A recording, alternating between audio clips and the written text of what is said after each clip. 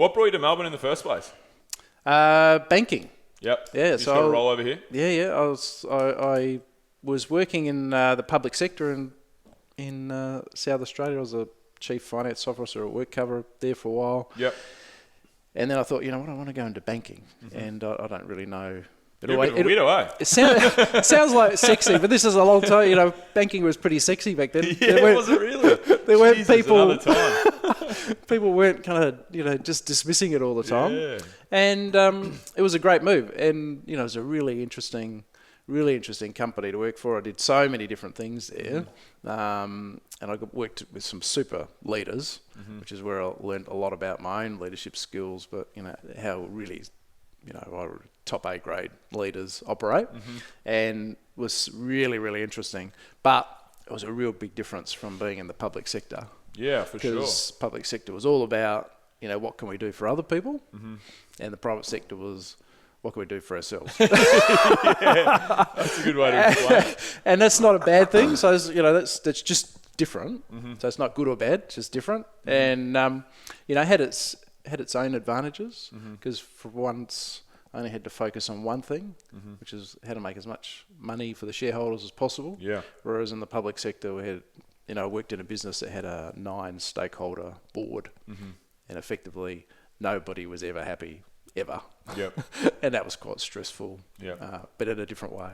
Okay, cool. So how long did you spend basically from starting your career to, how long did you spend in the corporate world, would you say? Oh, well, I was going to give my age away. Probably about 25 years. 25 years. 25, yeah, Yep. 25 to 28 years. Yeah. Doing different things, yeah. Yeah, and then what was the catalyst to actually, I know you might have briefly mentioned it in your introduction to yourself, but what was the catalyst to going, all right, cool, I see that there's a market here, I want to get out and I want to do my own thing and I want to help people in, whether it be, we obviously started getting to know each other and talking heavily, which was around leadership, which I'm very, I'm obsessed by it, to be perfectly honest, because I'm in that role. Yeah. And then obviously the wellness stuff, but like what was the catalyst to have you, make that move and try and help other people rather than stay in the, corporate world? Yeah, two things. One is, I think in the corporate world, one of my great strengths, other than just the technical, was actually leading teams.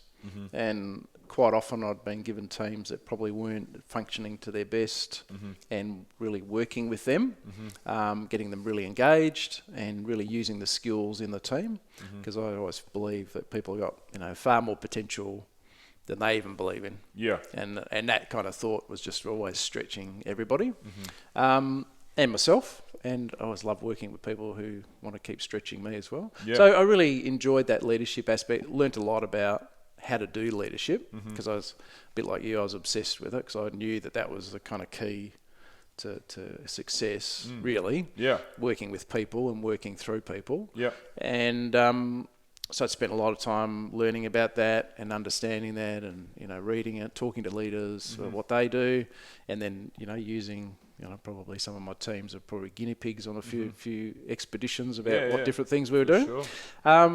But then I had a real burnout in my career, and so a lot of people talk about burnout, but for me it was really quite terrible, because I had started to lose my memory. Really? Yeah. So it was really bad. So it was, and I had a role that was really reliant on people would walk up and say, Jack, how much lending have we got in home loans in Victoria? Yep.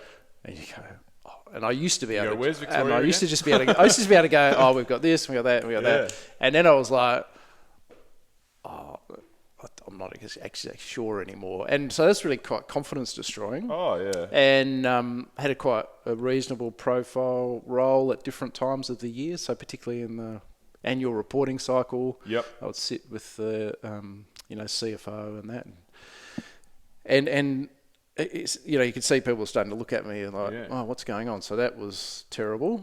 And so that was because I've been in that position before, where I feel like when I'm really anxious, I get anxious and stressed and depressive bits and pieces, whatever. Yeah. But I've often said that, and I think studies have shown. I saw an article about it just the other day on short-term memory loss through anxiety, and because I feel like I remember my brother and I were driving through the United States.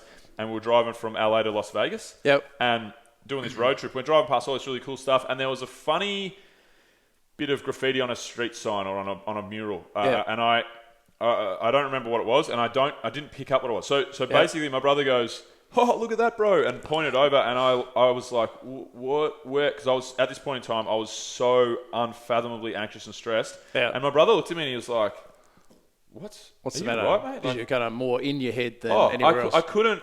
He pointed to a sign, a funny sign, and obviously right now I'd be like, "Oh, that's great," But I swear, like my IQ drops 20, 30 points when I'm in that. Yeah, mode, not so much memory, but IQ. My brain is just it's overworked. It's harder because you got that. If you think about it, it's that fight, flight, or freeze. Yeah. And a lot of people just freeze, which is the reduction in IQ. Yeah, that's right. And people don't talk about the freeze.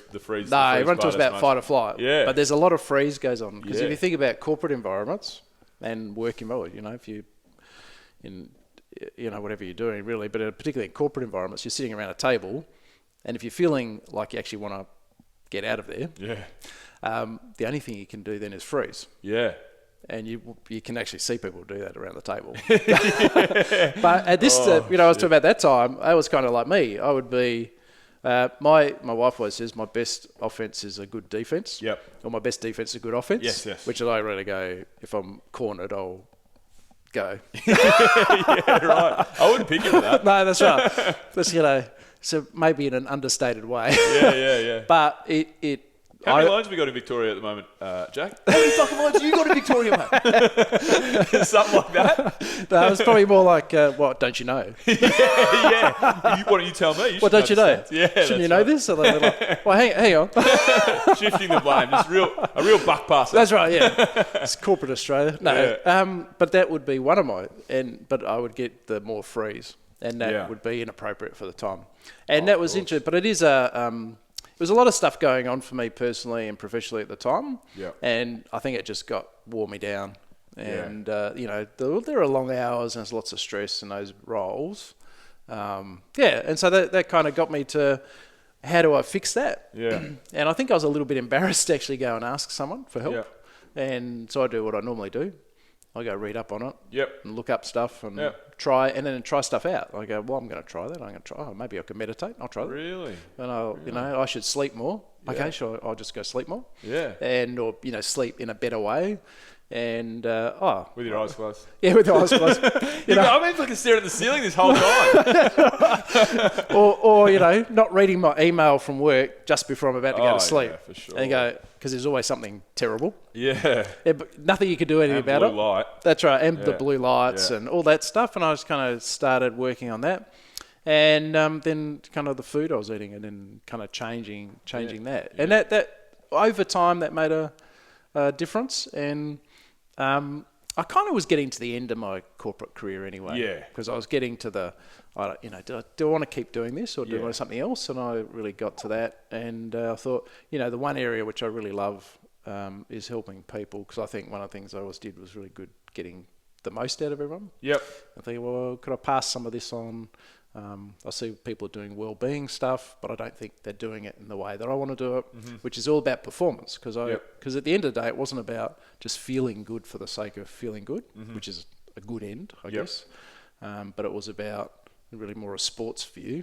Yeah. Well, we're going to be well. We're going to keep our team well, but we're going to do that because we want to be excellent. Win the premiership. Yeah, for sure. It's like a sports psychologist for business, like a business psychologist. So it was that view, and that's the view that I'm really working on, is how do we get better at what we do, as opposed to just bean bags and fruit boxes at the front counter for people. Yeah, right.